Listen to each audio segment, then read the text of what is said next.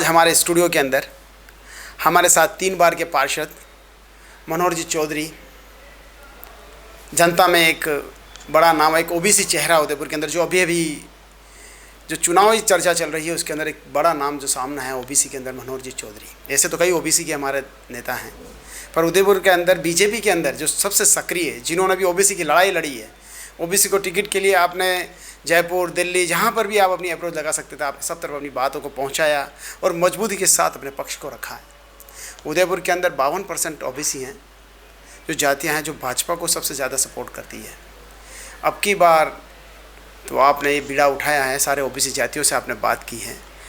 Sir, क्या लगता है आपको, आज की चुनावी चर्चा जो है उदयपुर के अंदर, कई सारे कैंडिडेट्स हैं, उस कैंडिडेट्स के अंदर जो 4-5 नाम आते हैं उसके अंदर एक ओबीसी चेहरे के रूप में आपका नाम भी आता है, क्या सोचते हैं आप इसको लेकर? जी, सबसे पहले आपका बहुत बहुत धन्यवाद, नमस्कार कि आपके आज स्टूडियो मुझे बुलाकर यहाँ पे बात करने का मौका दिया। आपका जो प्रश्न है कि निश्चित रूप से आवेदन करने वाले पार्टी ने कहा तो हमारे यहाँ 20-22 लोगों ने आवेदन किया है, उसमें लगभग 5 ओबीसी के चेहरे भी जिन्होंने आवेदन किया है वो लोग भी इसमें अग्रसर हैं और अन्य समाज के भी, जनरल समाज से भी लोग यहाँ पे अपन ने दावेदारी की है। दावेदारी करने का प्रत्येक कार्यकर्ता का अपना हक है और निश्चित रूप से मेरा जो विचार है कि ऐसा नहीं है कि हाँ, एक बात ज़रूर हम लोगों को विचार करना, जितने सीनियरिटी पावर जो पार्टी में कम से कम 15 साल तक काम किया हो, उन लोगों को निश्चित रूप से विधायक के लिए दावेदारी करनी चाहिए। फिर भी पार्टी का प्रजातंत्र है, लोकतंत्र है, लोकतंत्र में जो भी दावेदारी करे पार्टी ने सबको एक्सेप्ट किया, सबकी दावेदारी भी ग्रहण की है और करने के बाद में पार्टी ने जो अपने 20-22 नाम थे, उस नाम में से पार्टी ने पहले 7 छांटे, 7 में से 5 किए, 5 में से जो भी 2-3 का पैनल बना के जो भी दिल्ली में उन्होंने भेजा है, ये पार्टी का काम है।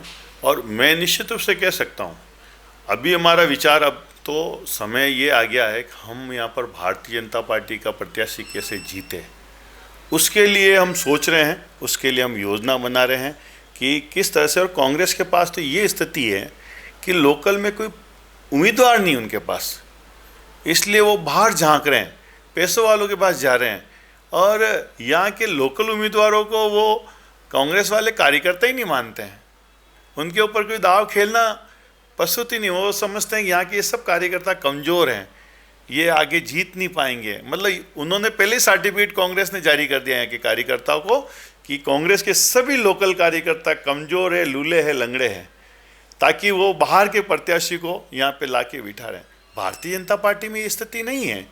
भारतीय जनता पार्टी में एक से बढ़कर एक मजबूत कार्यकर्ता है। मैं तो कहूँ जिसको भी पार्टी प्रत्याशी बनाएगा वो उसके लिए हम सब लगेंगे, मगर जिनको टिकट नहीं मिलेगा वो भी किसी टिकट मिला उससे कोई कमज़ोर नहीं है, वो सभी लोग इस पार्टी के थंब हैं। गुलाब जी भाई साहब ने उनके नेतृत्व में ये सभी कार्यकर्ता तैयार हुए हैं और पार्टी के लिए आज मजबूत एक लाइन खड़ी हुई है। जिस तरह से आपने बताया कि पार्टी के लिए एक मजबूत लाइन गुलाब जी भाई साहब ने तैयार की, महामहिम के जाने के बाद उनका उत्तराधिकारी कौन, सबसे बड़ी एक बात जो चर्चा हुई थी, उत्तराधिकारी कौन, कि जैन समाज से होगा, ब्राह्मण समाज से होगा, ओबीसी का कोई चेहरा होगा, जो आए दिन हर चौराहे पे, पान की दुकानों पे, होटलों पे ये चर्चा रहती है कि अब उदयपुर के अंदर 52% जातियाँ हैं। ये आपने भी सर्वे किया है, कई लोगों ने सर्वे किया है। तो पार्टी अगर मावली से टिकट किसी ओबीसी को देती है, वल्लभ नगर से ओबीसी को देती है, तो क्या उदयपुर से किसी ओबीसी को फिर टिकट मिलेगा? निश्चित रूप से राजनीति समीकरण तो ये कहता है कि अगर वल्लभ नगर या मावली में ओबीसी को टिकट मिल जाए तो उदयपुर में थोड़ा मुश्किल हो जाता है, फिर उसे सभी जातियों को पार्टी को साधना पड़ता है, हर पार्टी को अलग अलग प्रकार का प्रतिनिधित्व देना पड़ता है।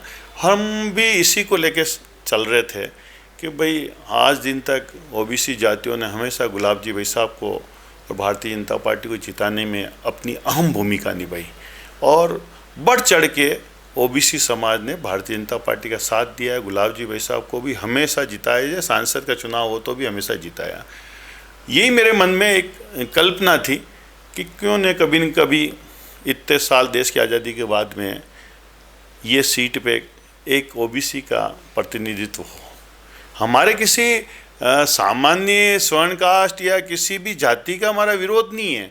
मैं तो कह रहा हूँ अगर पार्टी जैन को देगी तो उसके लिए भी हम सभी समाज तन मन धन से उसके जिताने के लगेंगे और लगते ही रहे। अभी तक जितने चुनाव हैं उसमें काम करते ही रहें। ब्राह्मण को देगी तो भी हम उतने ही तन मन धन से ओबीसी समाज उनको जिताने में लगेगी। राजपूत को देंगे तो भी लगेगी, कोई सी भी कास्ट को देंगे तो हम उसके लिए लगे रहेंगे। मगर एक मन में विचार आया कि देश की आज़ादी के बाद में इस सीट पे जहाँ 50% से ज़्यादा ओबीसी के लोग रहते हैं, और निश्चित रूप से मैं कह सकता हूँ, मुझे लोगों ने बहुत सारे प्रश्न भी किया कि अभी तक आपने ओबीसी की मांग क्यों नहीं की। मैं उन सब लोगों को ये भी कहना चाहता हूँ कि हमारे यहाँ के हम सबको उंगली पकड़ के राजनीति सिखाने वाले और इस मेवाड़ में भारतीय जनता पार्टी को खड़ा करने वाले और गांव-गांव ढाणी-ढाणी मोटरसाइकिल लेके भारतीय जनता पार्टी को स्थापित करने वाले गुलाब चंद जी कटारिया जब चुनाव लड़ रहे हों तो उस समय न तो कोई ओबीसी की बात न कोई प्रतिनिधित्व की बात होती। क्यों वो इतने बड़े हाई लेवल के वो व्यक्ति थे, हैं अभी थे क्या वो हैं अभी आज असम के राज्यपाल हैं, आज भी वहाँ से उदयपुर की चिंता करते हैं, आज भी हम सब लोग कार्यकर्ताओं की वो चिंता करते हैं। तो ऐसा व्यक्ति अगर चुनाव लड़ रहा हो उदयपुर शहर में तो हमारे सौभाग्य की बात है कि वो तो ओबीसी। मैंने उन सबको कहा, मैंने कहा इसलिए ओबीसी ने कभी मांग नहीं की।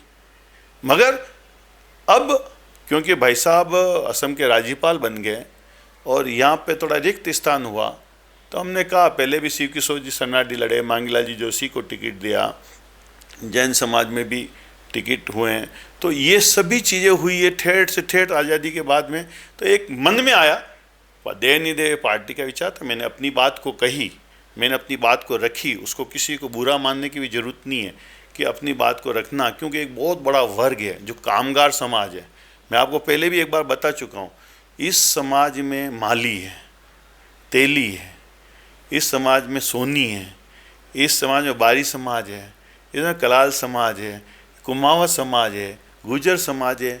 ये सभी वो छोटे छोटे काम करते हैं। माली माला बना रहा है, सोनी रकम का कर रहा है, नाई दाढ़ी कोटने का, बाल काटने का काम कर रहा है, माली माला बनाने का काम कर रहा है, तेली अपने नमकीन वगैरह, ये सभी गरीब समाज है। और ये उदयपुर की तंग गलियों में रहता है, वो कभी बाहर नहीं गया उदयपुर से। और दूसरे समाज के लोग तो जो जैसे पैसे बन गए वो सब बाहर चले गए। तो निश्चित रूप से मेरे मन में आया इनको जरूर एक बार सभी लोगों को विचार करना चाहिए। इस समाज में उसमें मनोहर चौधरी जरूरी नहीं है, इस समाज का कोई भी भारतीय जनता पार्टी का शख्स, उसको भी अगर प्रतिनिधित्व मिलता है तो हम लोगों को लगेगा इसका सम्मान किया है, इस समाज का सम्मान किया है पार्टी में। ये एक मन में कल्पना थी। बाकी मैं आज भी कह रहा हूँ, इतने वर्षों से भी ओबीसी समाज ने अपना प्रतिनिधित्व नहीं मांगा। हमेशा जो पार्टी ने दिया वो काम करते गए और जिताते आए, ऐसा नहीं है। और ओबीसी अन्य पिछड़ा वर्ग ने, कामदारी समाज है, इस समाज ने बहुत सालों तक भारतीय जनता पार्टी के वोटर के रूप में काम किए, कार्यकर्ता हैं। आज जगह जगह जहाँ जाओगे बहुत ही सभी कार्यकर्ता हैं। पार्टी ने निश्चित रूप से ये सब चीज़ देखे, फिर भी अंतिम फैसला तो भारतीय जनता पार्टी को करना है। अंतिम फैसला उदयपुर सीट पे एक माननीय गुलाब चंद जी कटारिया साहब को करना है कि उनका उत्तराधिकारी कौन हो। जिस तरीके से आपने बात रखी है ओबीसी समाज की, मान लो ओबीसी समाज को प्रतिनिधित्व नहीं मिलता है, किसी दूसरे समाज को मिलता है, जैन समाज को, तो क्या वो 52% जातियाँ भाजपा, जैसे गुलाब चंद जी अब कटारिया महामहिम बन चुके हैं, वहाँ पर विराज रहे हैं, तो क्या वो जातियाँ भारतीय जनता पार्टी का आप सपोर्ट करेगी कि पहली बार उनको मौका मिला कि हमारे किसी जाति के व्यक्ति को प्रतिनिधित्व मिले, क्या वो जातियाँ सारी आपके सब एकजुट रहेगी क्या? कन्हैयालाल जी, ये बात सही है कि ओबीसी समाज के लोगों ने इस बार टिकट मांगा है। मैं स्वयं ही नहीं, युधिष्ठिर जी भी ने भी मांगा, देवेंद्र जी साहू ने भी मांगा है, खुशबू लोहार है उसने भी मांगा है, और भी लोगों ने इसमें टिकट मांगा है। तो मेरा इसमें यही कहना था कि ये जो जैसे जगदीश जी शर्मा का भी नाम था भाई टिकट मांगने में, सुथार हैं वो, उनका भी काम। तो ये सब लोगों ने टिकट का आवेदन किया, और ये नहीं है, ये कतई नहीं है, ओबीसी समाज ऐसा कोई भी कार्य नहीं करेगी जिससे ओबीसी समाज पे कलंक लगे कि टिकट नहीं मिलने के कारण हम पार्टी से नाराज़ हो गए या हमने भीतरघात किया। क्योंकि गुलाब चंद जी कटारिया ने जिस ढंग से लोगों को तैयार किया है, वो एक हक मांगना अपना काम है। और मैं तो आपको कह रहा हूँ, गुलाब जी भाई साहब ने जिसके ऊपर हाथ रख दिया और जिसको प्रत्याशी बना दिया, हम उसको जिता के, अच्छे वोटों से जिता के हम विधानसभा में भेजेंगे। मगर ये कतई ओबीसी समाज नहीं करेगा। हाँ, मांग की है, उन गुलाब जी भाई साहब तक भी बात गई है कि यहाँ पर 50% से ऊपर ओबीसी समाज है, इसको प्रतिनिधित्व देना चाहिए। देश की आज़ादी के बाद में प्रतिनिधित्व तो नहीं दिया गया, तो देना चाहिए। मगर इसका मतलब ये नहीं है कि भाई साहब ने जिसको भी टिकट दे दिया, ये ओबीसी समाज उसके लिए तन मन धन से उस प्रत्याशी को जिताएगा, और जिता के भारतीय जनता पार्टी के जो गुलाब जी भाई साहब ने वर्षों तक इस उदयपुर सीट और मेवाड़ में मेहनत की है, उनको भी लगेगा मेरे जाने के बाद मेरे उत्तराधिकारियों ने वो मेहनत की है, उन्होंने ये नहीं देखा कौन प्रत्याशी होगा क्या। इसलिए मैं देखो, मेरे को महापौर का भी था, मेरा था, इच्छा थी, और जनता में भी था मनोहर चौधरी बनेगा। मगर जब फैसला हो गया कि जीएस टांक होंगे, कंजी आप भी जानते हो 4 साल हो गए, एक भी दिन मैंने कहीं नगर निगम में इस मामले को लेकर कोई अपना कार्य किया हो, गंदा काम किया हो, पार्टी को कमज़ोर करने का काम किया हो कि मेरे को महापौर नहीं बनाया इसलिए, ये हमारे खून में है ही नहीं। हमें गुलाब जी ने बनाया ही ऐसा है कि हम कभी विरोध करेंगे, हो गया फैसला तक हम लड़ेंगे, और फैसला होने के बाद में ये अन्य पिछड़ा वर्ग की जातियाँ ऐसी जातियाँ हैं जिसका साथ देती है, जीवन भर साथ देती है, और उनके साथ रहती है, तन मन धन से रहती है। इसलिए इसकी आप चिंता मत करो, जो भी गुलाब जी जिसको भी भेज देंगे उदयपुर में, हम उसके लिए तन मन धन से, अन्य पिछड़ा वर्ग भी लगेगा, कोई भी बंदा ओबीसी का उसका विरोध नहीं कर सकता है, क्योंकि हमारा निर्माण ही है। हम संघ से बचपन में शाखा में जाते हैं, कभी भी ये नहीं कहा गया कि भाई फैसला हो गया, एक वो हो गया, मान लिया, उसके कहते हैं ने सूचना के बाद सोचना बंद। हमको सूचना आ जाएगी कि ये प्रत्याशी, उसके बाद में सोचना बंद, फिर उसके लिए जिताने के लिए लग जाएंगे। जिस तरीके से आपने ओबीसी समाज की बात को बड़ी ज़ोरदार तरीके से आपने रखा, और गुलाब जी भाई साहब को बताया कि सब चीज़ों का वही निर्णय करेंगे, उन्हीं के आदेश के अनुसार हम लोगों को ढाला गया है।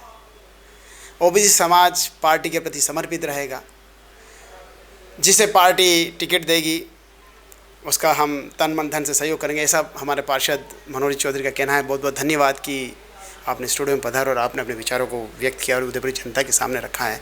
आपको बहुत बहुत शुभकामनाएं कि आपको टिकट मिले और उदयपुर का नया निर्माण कर सकें। जी भाई साहब, कंजी, मैं लास्ट बात अपनी कहना चाहता हूँ कि ये बात ख़त्म करने से पहले कि हम लोग अब सिर्फ एक चीज़ सोच रहे हैं कि कमल का फूल जो लेके आ जाए उसको हमें जीता के भेजना है, और ये जीत हम गुलाब जी भाई साहब को समर्पित करना चाहते हैं कि भाई साहब, आपके जाने के बाद भी भारतीय जनता पार्टी को आप इतना मजबूत करके गए हैं कि हमने इस प्रत्याशी को जीता के आपको हमने समर्पित किया है, भारतीय जनता पार्टी को जीता है। इससे हमारे मन में खुशी होगी और गुलाब जी भाई साहब के मन में भी खुशी होगी।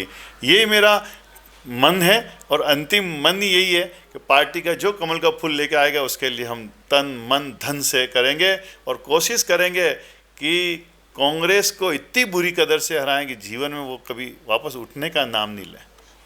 बहुत बहुत धन्यवाद कि आपने अपनी बातों को बड़ी मजबूती और गुलाब जी भाई साहब को अपनी जीत को समर्पित करने के लिए कहा है। उदयपुर की अगर भाजपा जीतती है तो उनकी जीत गुलाब जी भाई साहब की जीत, इनकी जीत नहीं होगी, वो गुलाब जी की विचारों की, गुलाब जी के कार्यों की, उसके ऊपर उदयपुर की जनता अपनी मोहर लगाएगी कि आपको। द कलर्स 18 उदयपुर न्यूज़ को सब्सक्राइब करें और हमेशा अपडेट रहें।